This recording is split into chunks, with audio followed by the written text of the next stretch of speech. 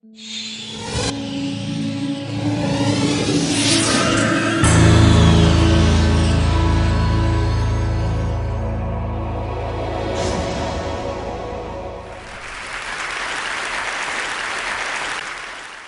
little Billy goes to school, and he sits down, and the teacher says, "What does your father do?" And little Billy says, "My father plays the piano in an opium den." So the teacher rings up the parents and says, "Very shocking story from little Billy today. Just heard that he claimed that you play the piano in an opium den." And the father says, "I'm very sorry. Yes, it's true. I lied, but how can I tell an 8-year-old boy that his father is a politician?" Now, as a politician myself, standing in front of you, or indeed meeting any stranger anywhere in the world, when I eventually reveal the nature of my profession, they look at me as though I'm somewhere between a snake, a monkey, and an iguana. And through all of this, I feel strongly that something is going wrong. 400 years of maturing democracy, colleagues in Parliament who seem to me, as individuals, reasonably impressive, an increasingly educated, energetic, informed population, and yet a deep, deep sense of disappointment.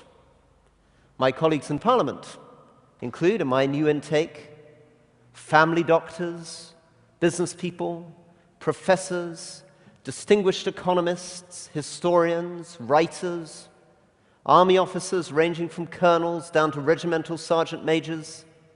All of them, however, including myself, as we walk underneath those strange stone gargoyles just down the road, feel that we become less than the sum of our parts, feel as though we have become profoundly diminished. And this isn't just a problem in Britain. It's a problem across the developing world, and in middle-income countries too.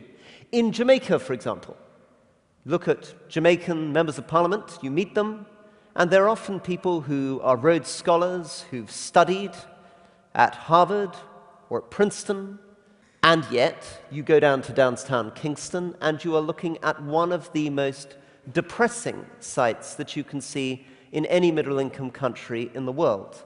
A dismal, depressing landscape of burnt and half-abandoned buildings. And this has been true for 30 years. And the handover in 1979, 1980, between one Jamaican leader who was the son of a Rhodes Scholar and a QC to another who'd done an economics doctorate at Harvard, over 800 people were killed in the streets in drug-related violence. 10 years ago, however, the promise of democracy seemed to be extraordinary.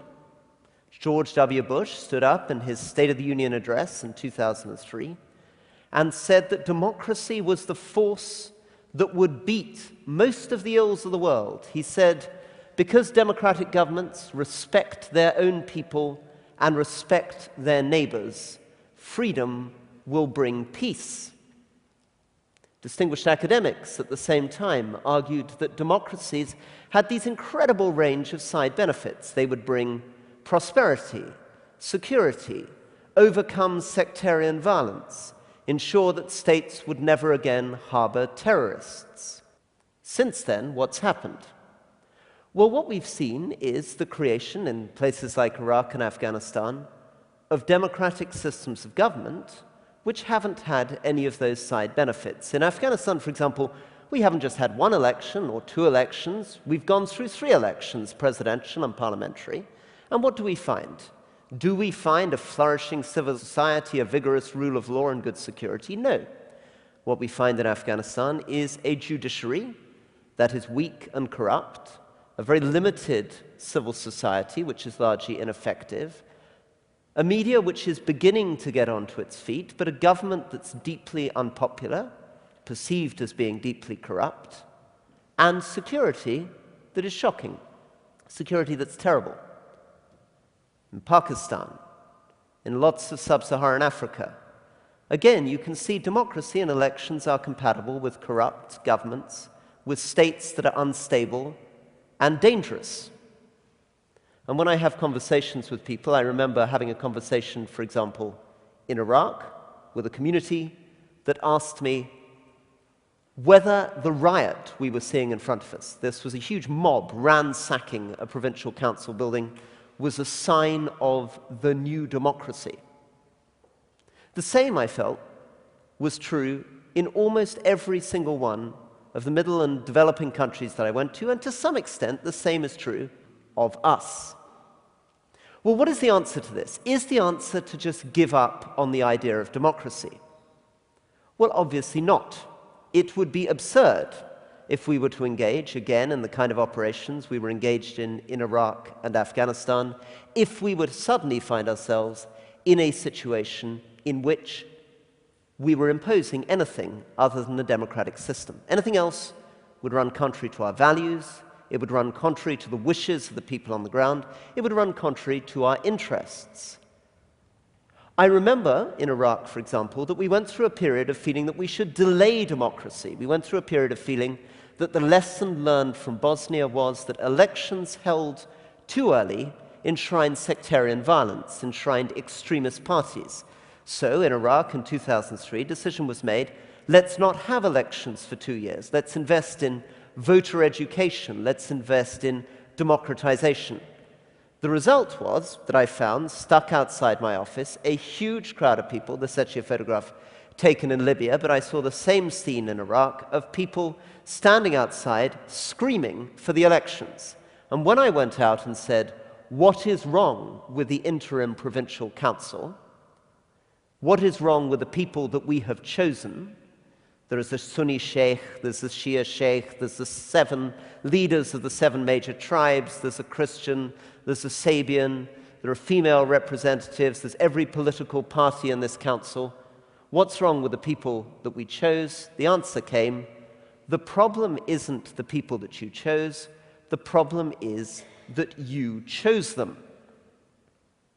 I have not met in Afghanistan, in even the most remote community, anybody who does not want a say in who governs them.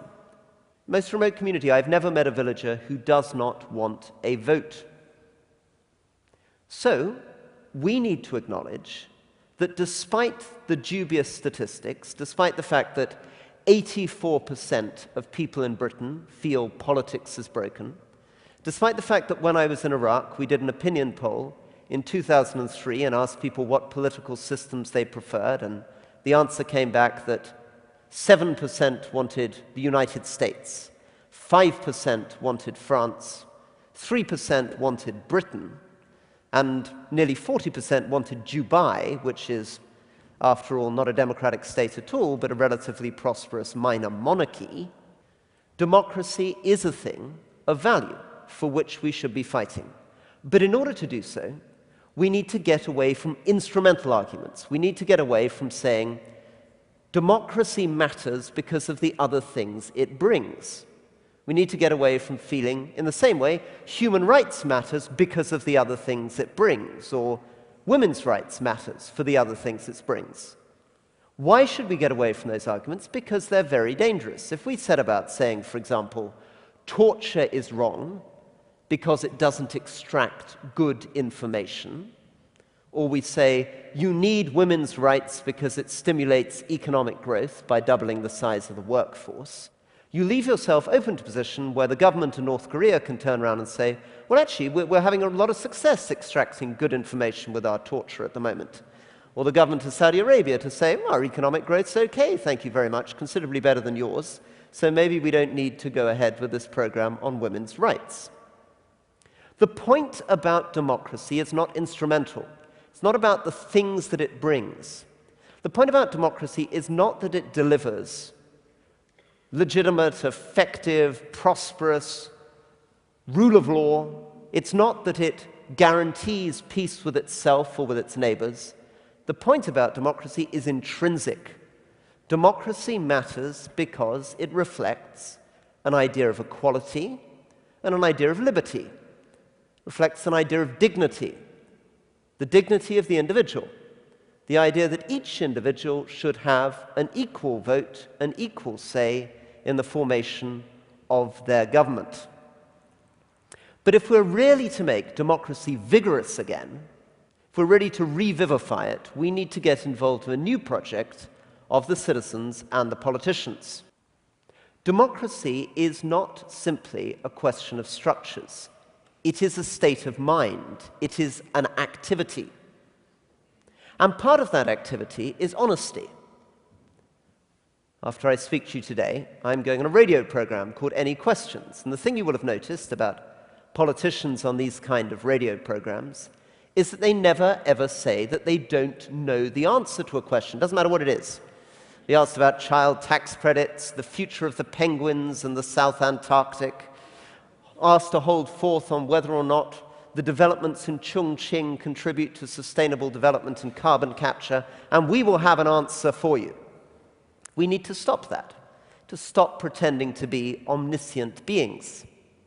Politicians also need to learn occasionally to say that certain things that voters want, certain things that voters have been promised, may be things that we cannot deliver, or perhaps that we feel we should not deliver.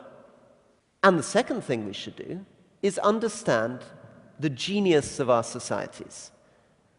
Our societies have never been so educated, have never been so energized, have never been so healthy, have never known so much, cared so much, or wanted to do so much. And it is a genius of the local.